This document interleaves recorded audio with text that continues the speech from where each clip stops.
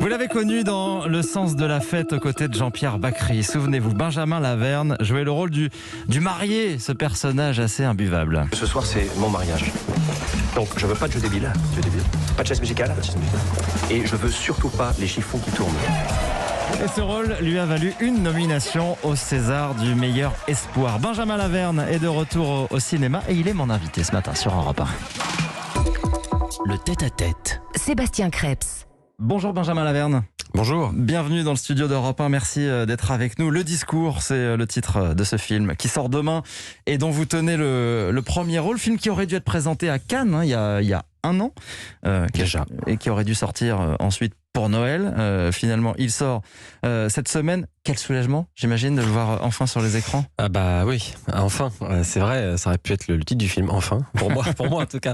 Bah non, mais c'est rare d'avoir un si beau rôle, de tenir comme ça un film de bout en bout, donc c'était une pression déjà, un défi à relever, et donc voilà, quand on recule le jour de la sortie, forcément le trac, l'envie que le film rencontre son public se décale, et donc là, oui, c'est un peu une libération. Ouais.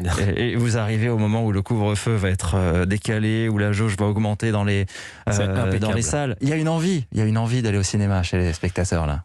Bah, j'ai l'impression, c'était bouleversant là, ces images là de la réouverture, des chiffres records.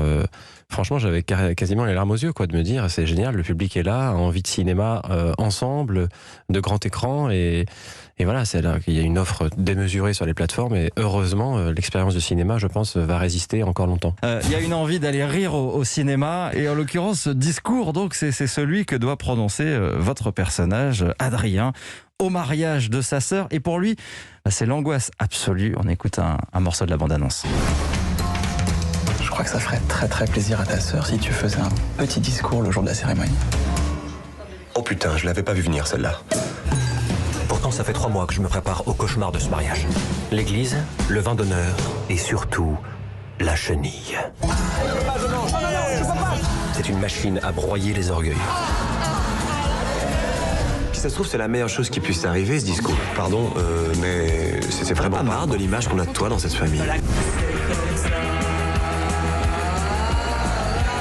La muscade, c'est une excellente ta idée. gueule. Benjamin Laverne dans le discours de Laurent Tira. Dites-moi, décidément, après Le sens de la fête, vous êtes habitué au discours de mariage, je crois. C'est un pur hasard.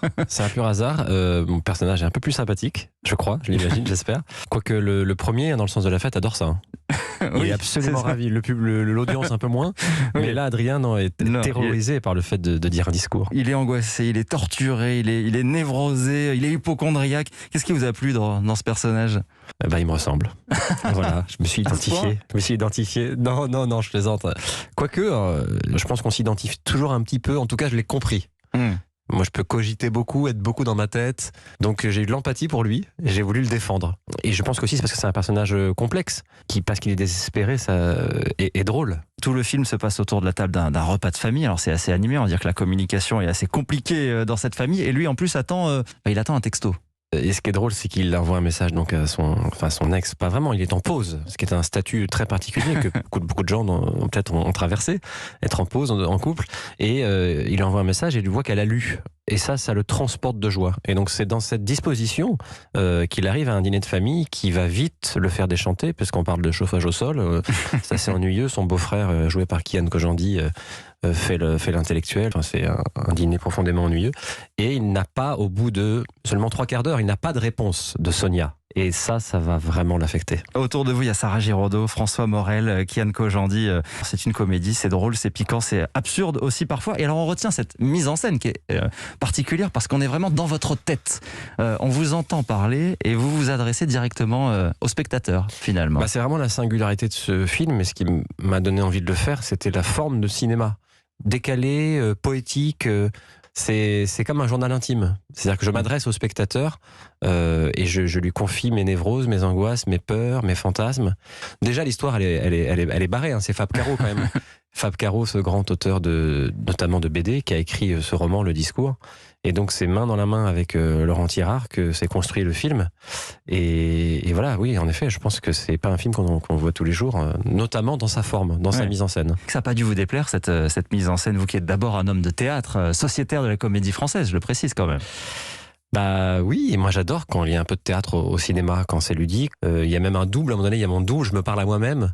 On s'est beaucoup aussi amusé à pousser les situations un peu dans l'absurde, parce que le film l'autorise. Le discours, donc, comédie sur les rapports familiaux, on pense forcément à un air de famille en voyant cette famille autour de la table. On pense aussi à Jean-Pierre Bacri, avec qui vous avez partagé l'affiche dans le sens de la fête. Qu'est-ce que vous retenez d'ailleurs de cette expérience avec lui à ses côtés? Qu'est-ce qu'il vous a appris, Bacri? Ah bah Bacri, c'est une leçon de jeu, d'humanité aussi. C'est rare les acteurs qui peuvent autant vous faire rire et vous bouleverser. Je ne savais pas qui j'allais rencontrer. Est-ce qu'il est grincheux? Est-ce qu'il est désagréable? Et en fait, quand il vous serre la main, il y a une chaleur, un regard, il est là avec vous. Et ce qui était terrible, c'est que je le regardais. J'étais spectateur en fait. Tout d'un coup, je le regardais et il me faisait oh, faut jouer là. Même en jouant la scène. Ben oui, je jouais la scène et à un moment donné, j'avais des mini absences parce que il me fascinait quoi. Je me disais ah là là la rupture là. Et c'est un musicien, c'est surtout ça. Ouais. La comédie, c'est de la musique, c'est-à-dire qu'il fait comme ça ou comme ça. Enfin, c'est-à-dire que la note près, il fait naître le sens comique de la phrase quoi. Parce que sur le papier, on se dit ok, et il l'a dit tellement comme il faut, tellement au bon endroit, à la bonne note, qui vous fait rire forcément. Et puis c'est un maître du timing. C'est une Rolls, quoi. Donc forcément, en fait, il vous fait jouer bien parce que il vous tire vers le haut. Voilà, j'ai eu beaucoup de chance de le rencontrer. Et vous la travaillez à votre tour, cette musique? Ah bah ouais. Ce rythme. Moi, ça me passionne, la comédie. Je crois que c'est ce que je préfère peut-être un peu, même dans ce métier. De travailler cet art et de voir comment, voilà, essayer d'être le plus précis possible et de le considérer comme aussi comme un art majeur, quoi. Autant que la tragédie, de le prendre très, très au sérieux. Merci beaucoup d'être passé par Europe 1 ce matin, Benjamin Laverne, dont vous verra donc dans le discours de Laurent Tirard qui sort en salle avec Sarah Giraudot, avec Kian Kojandi, avec François Morel également. Merci à vous. Julia Piaton aussi. Ouais. Merci beaucoup. Merci Bonne à journée. vous. Merci infiniment.